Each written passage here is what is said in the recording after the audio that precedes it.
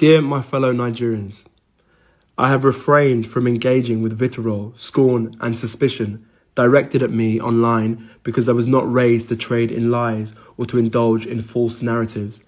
I did not do so as a child, and I will not begin now as a grown man. Because of my father's involvement in Nigerian politics, there has been a persistent curiosity and, at times, a malicious obsession with me. Why? I do not know.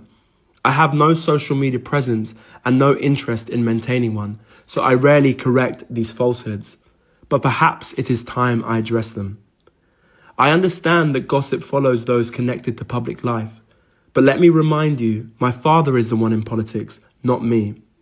To assume that my life or choices are somehow political statements is a flawed and childish calculation. It reveals more about the pettiness of those spreading such narratives than it does about me or my father. This pattern has become all too familiar.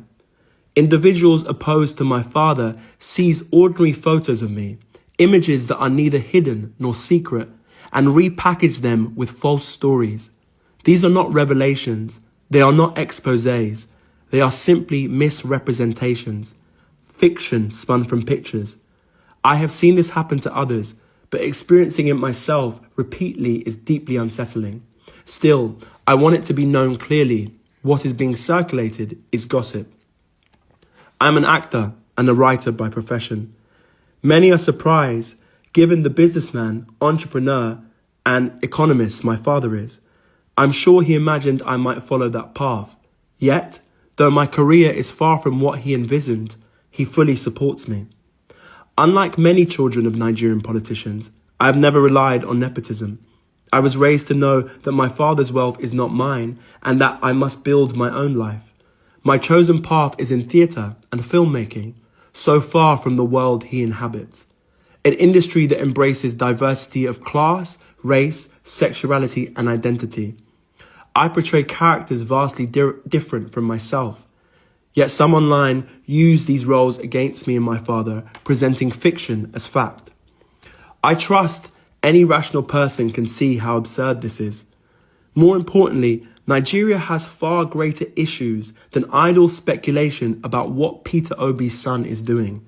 Our nation still struggles with insecurity, a weakened economy, crumbling infrastructure, failing healthcare, and politicians who steal from the people they swore to serve.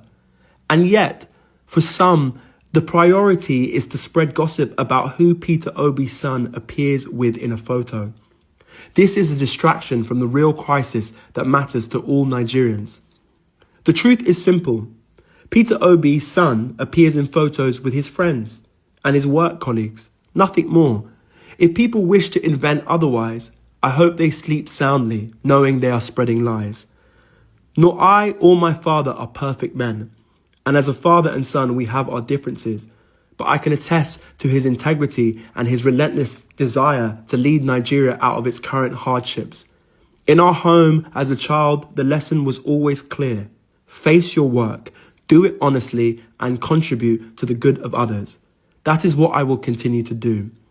So to those who attempt to distract us with lies, I beg you, stop pulling attention away from Nigeria's urgent problems. My father has my vote, not because he is my father, but because he is the right man for the job. If others wish to go low, invent scandals, or attack me to wound him, they are free to do so. But we will go high, and we will continue to focus on the future of Nigeria. With love, Peter Obi.